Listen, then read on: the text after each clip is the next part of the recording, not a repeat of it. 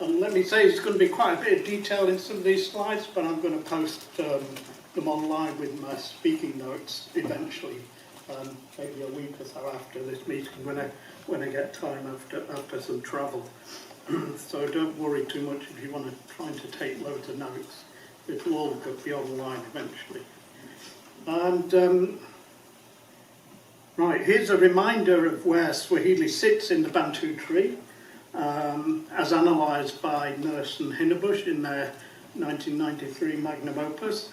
I've also added in a rough timeline, while recognising that correlations between linguistic and archaeological evidence are very much open to debate. The vast majority of loanwords of Arabic origin in Swahili are thought to have entered the language relatively recently, during the period of Omani dominance on the coast. And there is, however, a smaller set of borrowings from Arabic and Persian that can be dated back to Proto-Swahili or the centuries that followed in the second half of the first millennium of the Common Era. Okay, so Nurse and Hinnebusch provided a short list of possible loans from mainly Persian and Indian languages into Proto-Sabaki. That's the sort of group that, if you like, the ancestors of Swahili. And a not much longer list of possible Arabic and Persian loans into Proto-Swahili, shown on the slide there. And as they admit, this was intended to be indicative and not exhaustive, and it included at least one obvious mistake, the inclusion of the word for cloves. Fairly obviously, cloves are not a very old crop in East Africa, or the product itself. That's a late loanword. Another, though not so immediately obvious mistake is bwana, which you'll see there, which actually has a solid Bantu etymology. But other items are more interesting, and I'd especially draw attention to the term for a mosque, which presumably arrived with Islam. It has regular reflexes in northern and southern Swahili as well as Comorian, making it a good candidate for reconstruction as an early loanword. And the same principle can be applied to the two cases I'm going to discuss today, whose age is also suggested by their meanings and in the ways in which these have changed. Mosquiti is a word that's been reinforced over time, but some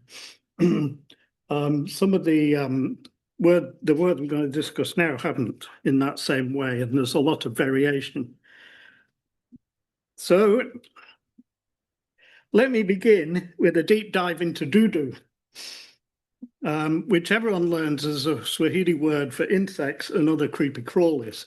And as you can see here, it derives from the Arabic word for a worm, maggot, and similar, and perhaps via Persian. There's the same word basically as in Persian, so you can't actually tell in this case whether it's Arabic or Persian in origin.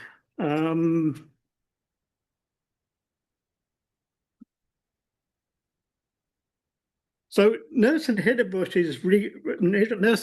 reconstructed it to Proto-Swahili as a class 7 noun, kidudu, but they could equally have chosen another noun class pairing, such as dudu, madudu, 5, 6. The only modern Swahili reflex which preserves the long vowel of the original Arabic is the mwini form up in Somalia. And this might be because it's been reborrowed. There's quite a bit of Arabic vocabulary coming in from in Somalia into Mwini anyway. So this is probably just maybe a later reborrowing. But otherwise, in the northern dialects, dudu has strikingly weakened to lulu. And by the way, this is nothing to do with the Lulu of pearls. This is a different Lulu. Is strikingly weakened to Lulu, an old phonological change. This isn't a kind of modern change. This is a very old change that's shared in part by the Nzwani dialect of Comorian, by Malagasy, the Austronesian language of Madagascar and Mayotte, and partially by one record from the Suta language Bondé, inland of Tanga. And as it happens, the Nzwani dictionary has attestations of both Lulu and Dudu, primarily referring to marine creatures. And this is quite a jump from the Arabic and makes these look like separate borrowings from Swahili once the original loanwords meanings had evolved. I should caution, however, and also at other points in this talk, that our Comorian dictionaries are nothing like as detailed as the best Swahili dictionaries. And so this interpretation and others like it may be an artifact of our current lack of evidence. In fact, there may well be people in this audience who can sort of tell me otherwise. So bear that in mind. Now, Comorian is the source of most Old Bantu loanwords in Malagasy. Malagasy has this layer of Old Bantu words, and this is kind of, if you like, corroborated by genetics as well as old influence. And most of these words, the majority of these words from a Bantu language are actually from Comorian. And it's not entirely clear. There's a bit of debate over where this happened. I think there's quite a possibility it happened on the mainland before Comorians sailed off to the Comoros, but that's a debate for another day. But in this instance, it seems to have borrowed directly from Northern Swahili. And it subsequently evolved a range of meanings integral to religious practice in Madagascar and Mayotte, both non-Islamic and Islamic. So if you take a quick scan of those, of the Malagasy definitions over on the right, you have highlighted some of the sort of key things that Lulu in it's actually written as though it might be Lolo, but it's pronounced Lulu in Malagasy. Has come to mean spirit, jinn, devil, ghost, all sorts of things. The butterfly is there that comes out of the lava that we see in the Northern Swahili, but it's become a ghost, a dead tomb, all sorts of stuff to do with death and traditional, if you like, religious practice as well as Islamic, because it's become the word for a jinn as well in some places.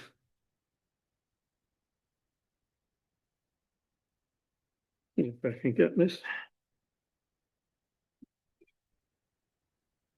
Right, turning then to Dudu in Swahili, I've outlined the perhaps more familiar ways in which cognates and their meanings have evolved. Now, Hella Goldman and I have discussed the development of Mdudu as a generic euphemism for vermin in our paper for the special Baraza issue of the Bulletin of SOAS, which is forthcoming, I hope. If it's not, then just ignore this. And this includes the innovation of kidude. So the thingy-majig word that has a range of other uses as well in case with another generic use for it, I think is an innovation out of dudu, if you like, or the root dudu, the dudu root. Which have an even broader range of reference.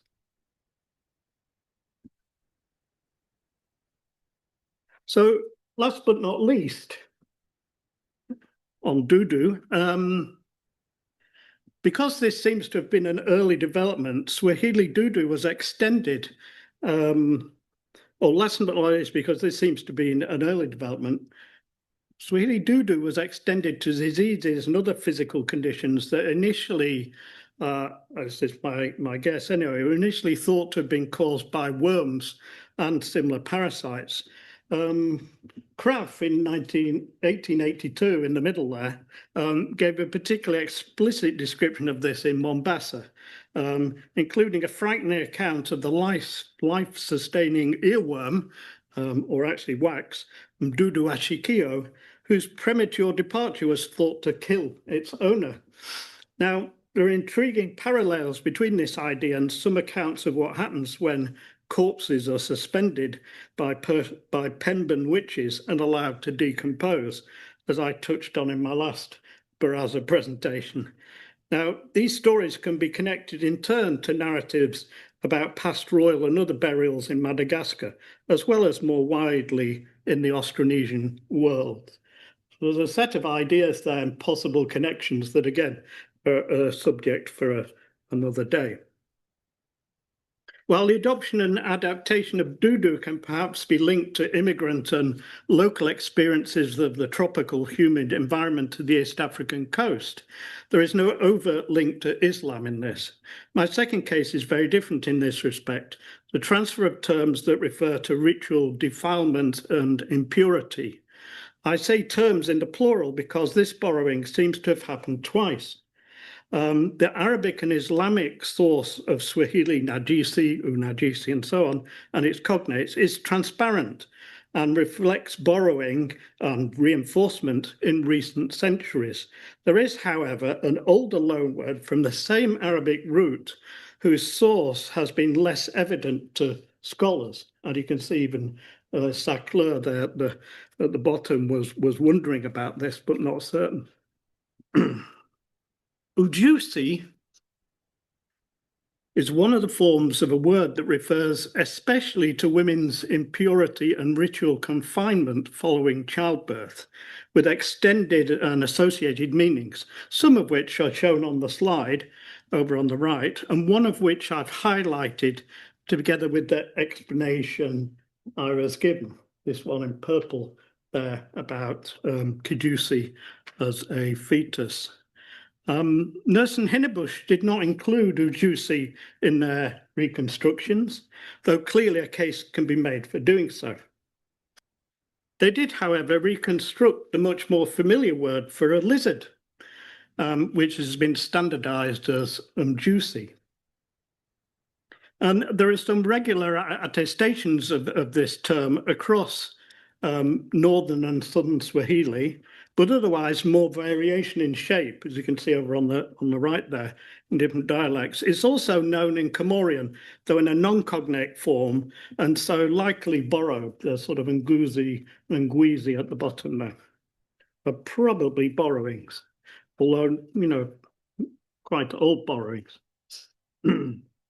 Right, it's not difficult to make a case that Umjusi derives from the same root as Ujusi. Though exactly how it came to mean lizard, I mean, it's a surprising transformation. It's not to an outsider. Certainly, it's not. It seems counterintuitive. How it came to mean lizard is harder to determine. And this slide shows one possible path of semantic development from the top and around here. While still leaving an option at the end. A case can be made for positing a general association between at least some lizards and religious or secular impurity, while a resemblance to fetuses is supported by the statement that I highlighted earlier, and also by at least one ethnographic parallel from a language group that neighbours Northeast Coast Bantu.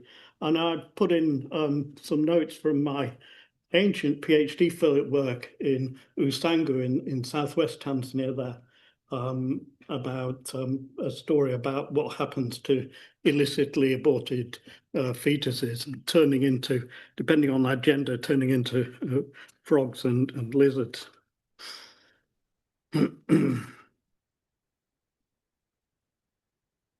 Judgments about the value of different kinds of lizards are, of course, present in Islamic discourse. Geckos get a particularly bad rap, as do their amphibian lookalikes, salamanders.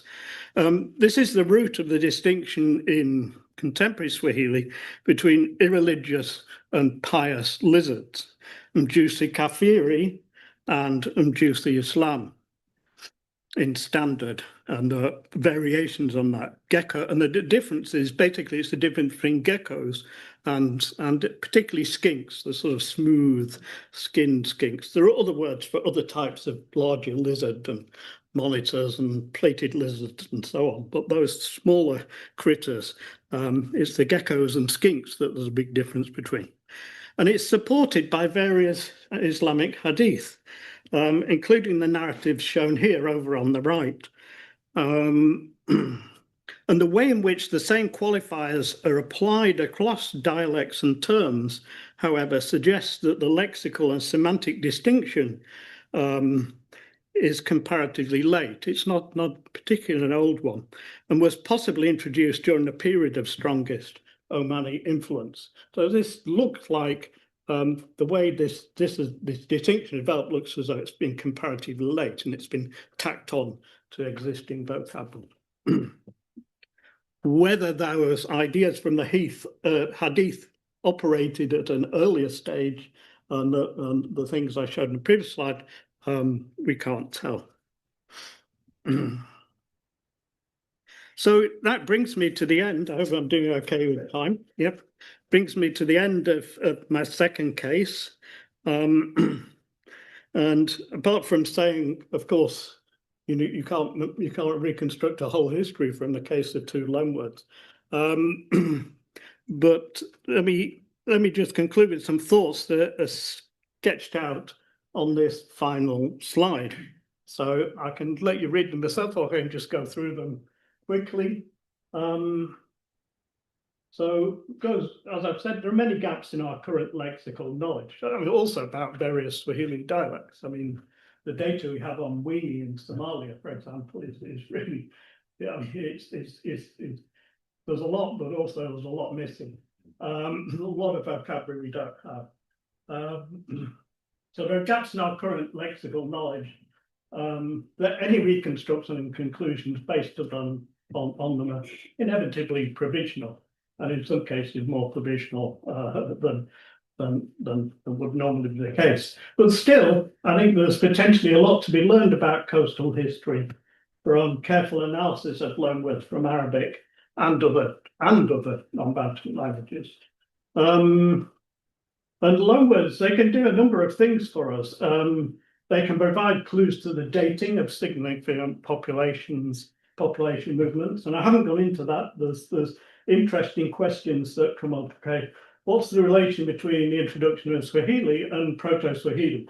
Which came first? I mean, could we tell? Was Swahili, or had it already split into northern and southern dialects when?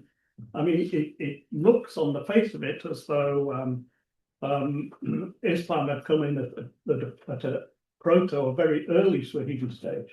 But then you can't always tell, and this is the problem with using a little data, because sometimes loanwords can be adapted to local phonology. So, just taking a couple cases isn't enough. You need a large number to come to those kinds of conclusions. There's also questions about the dating of this interaction with Malagasy. What happened with Comorian? When did the Comorians take off from the mainland? Whereabouts did all this happen? Where did those interactions take place? And loanwords like this and the careful analysis of them can help you sort of contribute to the solution of those puzzles. And they could also provide insights into people's interactions, including their encounter with new environments and the coming, as we've seen, of Islam and its impacts. And the two etymological webs, if you like, that I examined point to different kinds and degrees of entanglement with Islamic and pre or non-Islamic practice, including that kind of unexpected jump of Arabic dudu across to via Swahili and then across to Madagascar. I mean, who were not, as far as we know, Muslims at that date. So in the case of dudu, this included that onward transfer to that non-Bantu language, Madagascar, and its incorporation in its pre-Islamic region. And by contrast, Jusi is more likely to have accompanied Islam, though its cognates are also developed in unexpected ways. There's a typo there. The same Arabic roots and concept was later borrowed again in the form that we now recognize as Najisi, and so on. And both examples that most of them recognize. I wasn't familiar with Jusi and the concept of Jusi before I started this bit of research. And both examples pose intriguing questions for further research, including some that ultimately will only be solved through interdisciplinary research. Thank you very much.